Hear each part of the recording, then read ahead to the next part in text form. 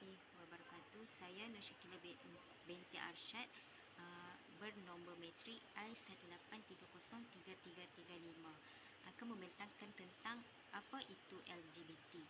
LGBT ialah singkatan kepada lesbian, gay, bisexual dan transgender. Merujuk kepada perkumpulan manusia yang mempunyai orientasi seks songsang yang melampaui batas fitrah kemanusiaan. Komuniti LGBT ini pada dasarnya ditubuhkan untuk memperjuangkan hak-hak mereka yang dikatakan tertindas dan tidak bebas dengan berselindung di sebalik topeng Akta Hak-Hak Asasi Manusia. Istilah berkaitan dengan LGBT ada 10. Yang pertama, lesbian. Lesbian merujuk kepada perempuan yang mempunyai tarikan seksual terhadap kaum sejenisnya, iaitu perempuan homoseksual. Yang kedua ialah merujuk kepada lelaki yang mempunyai tarikan seksual terhadap kaum sejenisnya, iaitu homoseksual. Yang ketiga ialah bisexual. Bisexual tu kecenderungan dia untuk melakukan hubungan seks dengan kedua-dua jantina, iaitu lelaki dan wanita. Yang keempat ialah transgender. Transgender ni ialah lelaki yang tingkah lakunya sama seperti wanita, dan wanita pula tingkah lakunya seperti lelaki. Yang kelima, transseksual. Transseksual ni ialah lelaki yang merasakan dia seorang wanita dan wanita yang merasakan dia seorang lelaki. Ada yang membuktikan perasaan itu dengan melakukan pembedahan bagi menukar alat kelamin. Yang keenam, transvestit. Transvestit ni ialah lelaki yang menampilkan diri dia seperti wanita dan wanita pula menampilkan diri dia seperti lelaki. Yang ketujuh ialah homoseksual. Homoseksual ialah orang yang melakukan hubungan dengan jantina sejenisnya. Lelaki akan disebut gay, manakala wanita akan disebut lesbian.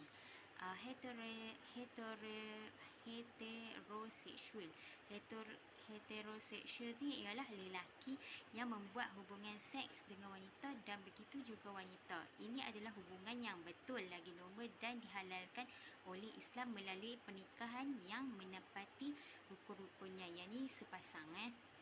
Yang ke 9 ialah trisexual. Trisexual ni lelaki yang membuat hubungan seks dengan wanita, lelaki dan transseksual. 3 dibuat. Begitu juga dengan wanita. Yang ke-10 ialah pengkit. Pengkit ialah wanita yang mencintai wanita seumpama pasangan hidupnya. Dalam kalangan pengkit ada yang menampilkan diri dia sebagai lelaki. Okey, bismillahirrahmanirrahim. Assalamualaikum warahmatullahi wabarakatuh. Saya Nurliana Isafida binti Muhammad Rawi, I1810267. Okey, hari ini saya ingin membentangkan mengenai sejarah LGBT, pandangan LGBT pada pandangan Islam dan Barat, dan satu lagi adalah faktor terjadinya LGBT. Kita pergi kepada sejarah LGBT.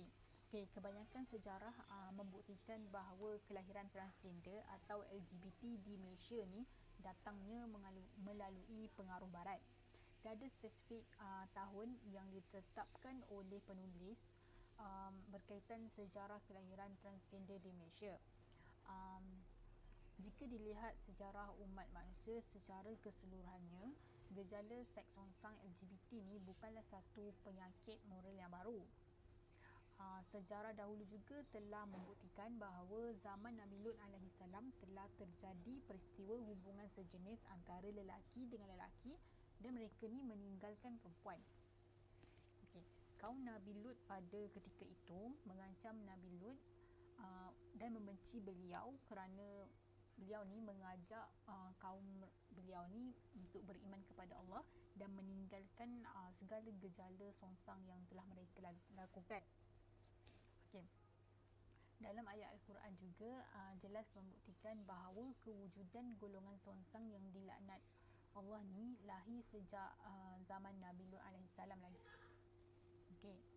Penulis berpandangan bahawa golongan transgender juga dikategorikan sebagai golongan songsang dan jauh daripada syariat Islam. Okay, seterusnya. Okay. LGBT menurut pandangan Islam. Berdasarkan undang-undang Islam atau hukum syarak adalah jelas bahawa perbuatan LGBT ni sama sekali diharamkan. Agama Islam melihat bahawa perbuatan melakukan perubahan kepada diri dan tubuh badan sebagai sesuatu yang bercanggah dengan ajarannya. Perbuatan menukar jantina tidak kira lelaki kepada wanita ataupun wanita kepada lelaki adalah jelas diharamkan dan bercanggah dengan hukum syarak. Hal ini kerana perbuatan seumpama itu adalah semata-mata mengikut hawa nafsu, terpedaya dengan godaan syaitan dan tidak bersyukur dengan nikmat kejadian diri serta tergolong di dalam kategori mengubah kejadian Allah. Larangan Islam terhadap gaya hidup homoseksual menunjukkan bahawa LGBT ni hakikatnya bukan sekadar masalah moral. Sebaliknya, dalam neraca Islam sebagai adin, ia mempunyai kaitan langsung dengan amalan beragama orang Islam. Seterusnya. LGBT menurut pandangan Barat. Di Barat, mereka menyokong pergerakan menuntut hak homoseksual ini seolah-olah menjadi satu syarat untuk seseorang itu diiktiraf sebagai pejuang hak asasi. Perjuangan golongan ini yang berasaskan fahaman liberal telah tidak menghairankan jika berlakunya dalam masyarakat Barat, kerana mereka ni menolak dan meninggalkan agama. Aliran pemikiran liberal juga merupakan satu aliran pemikiran yang mengkehendaki kepada keterbukaan dalam berijtihad yang melampaui batas-batas agama yang telah sedia ada seperti mana di dalam Al-Quran dan As-Sunnah. Seterusnya. Faktor berlakunya LGBT. Jika kamu semua tengok dalam slide, ada 5 faktor berlakunya LGBT. Kita pergi satu-satu. Faktor genetik. Faktor genetik yang merupakan faktor berlakunya LGBT adalah di mana faktor genetik atau biologi yang ada dalam diri seseorang individu tu. Apa yang berlaku dalam LGBT ni adalah homoseksual. Homoseksual ni adalah satu pernyataan perasaan yang semula jadi menyebabkan seseorang itu mempunyai nafsu terhadap kaum sejenis. Perasaan dan nafsu tersebut terhasil daripada bahan kimia ataupun hormon yang dikeluarkan dalam badan secara luar kawalan. Hal ini terjadi mungkin disebabkan oleh seseorang itu terlalu mengikut hawa nafsu dan keinginan semata-mata sehingga mereka ni sanggup menolak fitrah sebenar mereka, malah mengubah ciptaan sebenar. Faktor yang kedua adalah dorongan individu. Dorongan individu adalah berpunca dalam diri mereka sendiri. Macam tadi genetik ni yang dah ada dalam diri, tapi dorongan individu ni adalah orang kata macam dia punya keinginan dalam diri dia tu yang menyebabkan dia ni terjebak dalam satu-satu benda. Hal ini terjadi juga mungkin disebabkan oleh terlalu mengikut hawa nafsu dan memikirkan mengenai keseronokan sahaja. Selain itu, berkemungkinan mereka ni lemah dalam agama, kurang didikan dalam agama. Mungkin cara mereka dibesarkan itu yang menyebabkan mereka ni mempunyai satu dorongan yang songsang. Yang ketiga adalah trauma masa lampau. Macam kita tahu, trauma masa lampau, trauma yang teruk pada masa lampau ni boleh menjejaskan kehidupan pada masa kini. Boleh menjejaskan kehidupan. Kalau contoh masa tu dia kanak-kanak, dia ni telah menghadapi trauma pada masa dia kanak-kanak dan menyebabkan trauma tu merosakkan kehidupan dia pada masa dewasa. Apa yang saya boleh kaitkan faktor trauma masa lampau ni dengan LGBT, contohnya seseorang ni telah menghadapi trauma yang teruk pada masa kecil. Contohnya mangsa rogol, mangsa sumbang mahram, ataupun mangsa kawan-kawan, macam lelaki dengan lelaki. Contohnya mereka melakukan perbuatan yang terkutuk, ataupun dia ni telah menjadi mangsa seorang lelaki sama lelaki, ataupun mangsa kepada ayah, mangsa sumbang mahram yang berlaku dalam kalangan adik-beradik, macam tu. Apabila benda-benda yang macam ni berlaku menyebabkan seseorang itu trauma. Disebabkan mereka trauma, mereka mungkin ada satu ketakutan yang berlaku dalam diri mereka sehingga mereka membenci diri mereka, ataupun mereka ni membenci jantina yang telah menyebabkan mereka jadi macam tu. Contoh, kalau perempuan yang dirogol, mereka ni tak suka jadi perempuan sebab mereka beranggapan perempuan ni seorang yang lemah. Jadi mereka ni nak tukar jantina kepada lelaki supaya jadi lebih kasar dan lebih kata macam berkuasa. Okay, macam tu. Mungkin disebabkan trauma pada masa lampau juga menyebabkan faktor LGBT ni berlaku dalam diri seseorang individu. Okay. Faktor yang seterusnya adalah media massa. Media massa.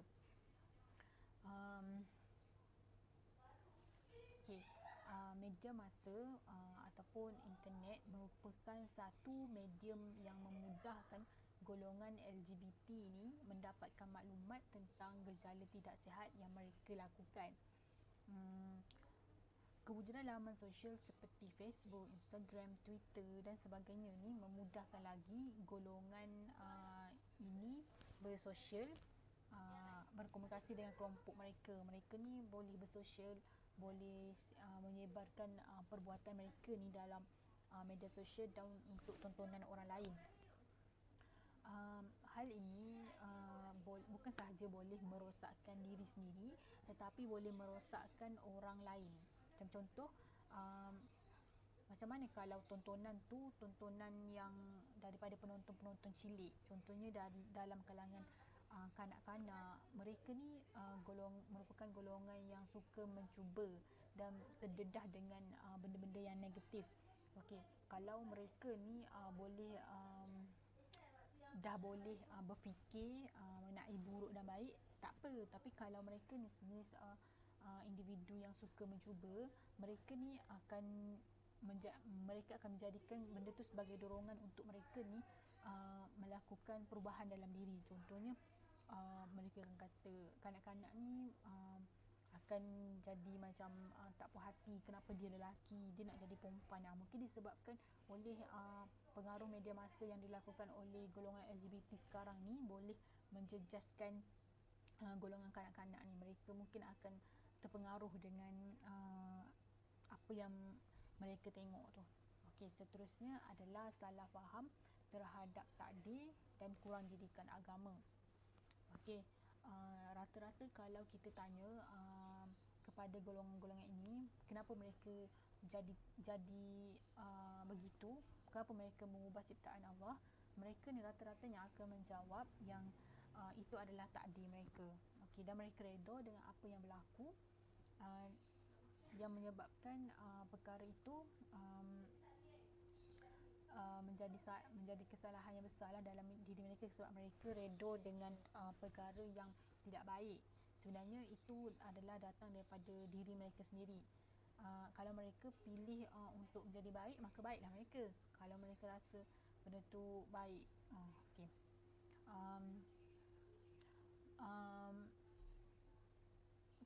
Ini merupakan kefahaman yang salah lah terhadap takdir. Sebenarnya takdir ni kita boleh pilih. Mungkin diorang rasa yang takdir menimpa diri mereka tu adalah betul sebabnya mereka nakkan untuk jadi songsang tu, untuk ubah diorang punya jantina apa semua tu lah. Okey, kenapa terjadinya salah faham terhadap takdir ni macam ni adalah disebabkan kurang didikan agama. Okey, bila mereka kurang didikan agama, mungkin disebabkan itu jugalah mereka ni boleh terjebak dalam dunia yang sebegitu. Okey, itu saja daripada saya. Okay, Assalamualaikum warahmatullahi wabarakatuh. Nama saya Muhammad Nur Syafiq bin Muhammad Yudin. Bernombor metrik I18102696. Jadi saya akan membentangkan tentang hasil kajian. Okey, jadi tujuan kajian ni dijalankan ialah untuk mengenal pasti dan mengkaji identifikasi identiti bisexual dalam kalangan individual bisexual. Okey, jadi sampel kajian yang dipilih adalah sebanyak 30 orang responden, 20 orang individu lelaki dan 10 orang individu perempuan. Kajian ini dijalankan lokasinya di Melaka. Jadi berdasarkan hasil kajian yang didapati, menurut demografi, taburan bilangan responden adalah mengikut bangsa, agama, umur, pekerjaan dan status perkahwinan. Okey. Jadi saya dapat ringkaskan yang daripada 3 bangsa, iaitu Melayu, Cina dan India. Bangsa Melayu mempunyai populasi yang agak tinggi dalam bisexual ni, iaitu sebanyak 80%, manakala Cina pula 13% dan India sebanyak 7%. Okey. Jadi kita nampaklah yang individu bisexual ni yang mendominasi adalah bangsa Melayu. Okey, seterusnya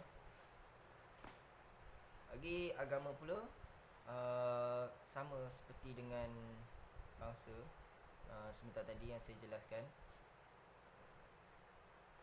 Yang beragama Islam adalah sebanyak 80%, yang beragama Buddha adalah sebanyak 13%, dan beragama Hindu adalah 7%. Jadi rata-rata individu bisexual ni adalah orang yang bangsa Melayu dan juga beragama Islam. Dan selebihnya tu adalah Cina dan beragama Buddha dan juga India yang beragama Hindu. Okey, jadi bagi tahap umur pula, kita dapat lihat yang agak tinggi tahap umur yang terlibat dalam individu bisexual ni adalah rata-ratanya umur dalam lingkungan 20 hingga 24 tahun, dan kedua tertinggi adalah umur 30 hingga 34 tahun. Jadi macam umur 15 hingga 19, 25 hingga 29 dan 35 hingga 39 ni taklah terlalu tinggi. Tapi yang berdominasi bagi tahap umur buat masa ni adalah 20 hingga 24 tahun. Seterusnya bagi status pekerjaan, yang masih bekerja agak tinggi tahapnya. Dalam 20 individu yang bekerja yang terlibat dalam bisexual ni, yang masih belajar terlibat hanya 9 orang dan seorang saja yang tidak bekerja. Maknanya golongan bisexual ni kebanyakannya yang telah bekerja, umur pun dalam lingkungan pertengahan ataupun sebelum mencapai awal dewasa. Dan kita dapat lihat dari sudut jantina bagi lelaki dan perempuan, seperti yang saya jelaskan, responden lelaki diambil adalah 20 orang dan 10 orang adalah perempuan. Jadi maknanya kat sini lelaki mendominasi lah dalam aktiviti bisexual ni, dan perempuan agak minoriti dalam hal ni. Jadi saya dapat ringkaskan yang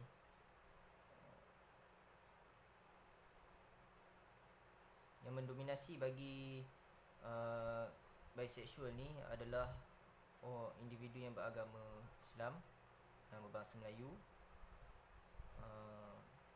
yang berumur dalam lingkungan 20 hingga 24 tahun, yang telah pun bekerja dan berjantina lelaki. Jadi itu saja yang saya dapat jelaskan, dan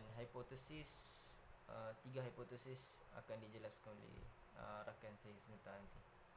Terima kasih. Assalamualaikum warahmatullahi wabarakatuh. Saya Muhammad Fahim bin Osman, mewakili kumpulan saya untuk membentangkan perbincangan daripada jurnal yang dibawakan oleh kumpulan saya. Jurnal yang mengkaji tentang faktor sosial maupun faktor kesihatan mental yang mempengaruhi seseorang itu menjadi LGBT di Melaka. Okey. Jadi antara tujuan kajian ini, first kali untuk menganalisis ciri-ciri identiti bisexual itu ataupun LGBT tersebut, daripada ciri-ciri dia dengan faktor-faktor luaran yang berlaku yang mendorong dia untuk menjadi seorang LGBT. Antara faktor-faktor dia, contoh kita tabur koresponden dalam jurnal tu daripada segi bangsa, agama, umur, pekerjaan, status perkahwinan dan jantina responden. Okey, kajian ini macam saya sebut tadi mengkaji hubungan identifikasi identiti bisexual dengan aspek sokongan sosial dan kesihatan mental. Untuk tengok kesihatan mental dan sokongan sosial yang mendorong seseorang tu menjadi LGBT. Okey. Jadi semua sekali ada tiga lah, identifikasi bisexual, sokongan sosial dan kesihatan mental. Perbezaan dari faktor bangsa juga dilihat. Diceritakan. Okey. Jadi hipotesis satu, yang mana hipotesis satu mengatakan terdapat hubungan yang signifikan antara sokongan sosial dengan identifikasi identiti bisexual dalam kalangan individu bisexual di Melaka. Jadi dekat sini kalau daripada kajian yang dibuat daripada jurnal ni, daripada hasilnya dia mengatakan orang-orang Melaka sebabnya membuat kajian di Melaka, dia tidak mendapat sokongan sosial seperti daripada keluarga, rakan ataupun masyarakat sekeliling yang menyebabkan dia lebih cenderung ke arah LGBT. Tetapi sebenarnya dia mendapat sokongan daripada orang-orang dewasa yang mungkin dah pun terdedah daripada dengan LGBT ni, dan orang-orang dewasa yang dah lama terdedah dengan LGBT ni, yang dah lama tercebur dalam LGBT ni, yang sebenarnya memberi pengaruh kepada kebanyakan orang-orang lah, individu-individu untuk cenderung ke arah LGBT. Jadi itu membenarkanlah ada hubungan daripada segi identiti bisexual dengan kalangan individu bisexual tu, orang kata orang dewasa lain yang memberi pengaruhnya tu. Okey, hipotesis 2 pula. Okey. Terdapat hubungan yang signifikan antara kesihatan mental dengan identifikasi identiti bisexual dalam kalangan individu bisexual di Malaysia. Okey. Kita petik daripada college 2015, mendapati masalah mental dalam kalangan individu bukan heteroseksual, wanita beridentitikan bisexual dan lesbian adalah lebih teruk dibandingkan dengan individu heteroseksual. Okey, sebab apa? Sebab Koris ni dia tengok, dia kaji orang-orang yang ada masalah heteroseksual ni, LGBT ni, dengan orang-orang yang normal, orang-orang yang normal yang maknanya dia bukan lesbian dengan bisexual. Orang-orang macam ni sebenarnya dia mengalami masalah depresi, masalah emosi, masalah depresi 2 kali ganda lebih teruk daripada orang-orang heteroseksual. Daripada kajian Koris ni lah. Jadi dia mengatakan kebanyakan orang-orang heteroseksual ni, walaupun diorang mengalami masalah depresi, tapi tidak seteruk dengan orang-orang yang biasa. Okey, kata Koris tu daripada kajian dia yang dicatatkan dalam jurnal yang kumpulan saya bawakan ini. Okey, hipotesis 3 pula mengatakan terdapat perbezaan yang signifikan antara faktor bangsa dengan aspek identifikasi bisexual, sokongan sosial dan kesihatan mental dalam kalangan individu bisexual di Melaka. Okey, itu hipotesis yang dibuat daripada jurnal ni, daripada kajian dia di Melaka. Okey, kenapa saya bawakan banyak daripada kata-kata luar? Sebab ini adalah perbincangan yang dilakukan oleh kajian. Saya tidak membawakan hasil kajian. Hasil kajian dibawakan oleh kawan saya. Okey. Jadi perbincangan yang dibincangkan juga dalam jurnal ni yang dipetik daripada Gates dan Newport 2012. Kajian yang dijalankan oleh Gates dan Newport. pula menunjukkan peratus kumpulan bangsa yang beridentifikasi LGBT terdiri daripada bangsa kulit putih, kulit hitam, campuran bangsa Sepanyol dan Inggeris, Hispanik serta Asian. Okey, jadi Gates dan Newport ni kata LGBT ni banyak daripada kaum-kaum ni lah, bangsa kulit putih, non-Hispanic white, kulit hitam, campuran bangsa Sepanyol dan Inggeris, Hispanik serta Asian. Tapi Gauss dan Taylor 2014 pula mendapati terdapat perbezaan yang signifikan antara wanita biseksual dengan latar belakang bangsa, iaitu wanita Asia menunjukkan peratus paling tinggi jika dibandingkan dengan wanita berkulit putih dan wanita berkulit hitam. Kata Gauss dan Taylor ni pula, wanita-wanita Asia ni dia cenderung untuk menjadi lesbian ataupun biseksual lebih tinggi peratusnya daripada orang kulit hitam dan kulit putih. Jadi begitu juga dengan kajian dilakukan dengan lelaki pun macam tu. Peratus paling tinggi datang daripada, kalau lelaki pula, peratus paling tinggi datang daripada lelaki berkulit hitam banding dengan bangsa-bangsa yang lain lah, yang dia katakan LGBT ni tinggi. Okey.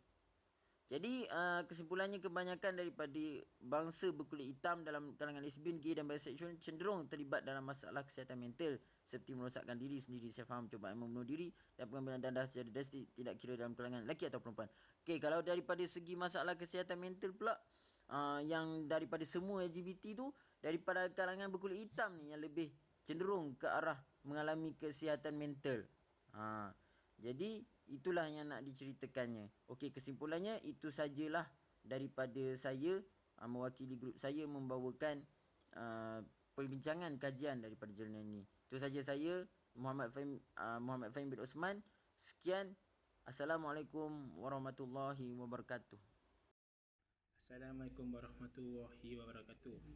Nama saya Muhammad Safri bin Abdul Rashid, Kad Metrik I18303340.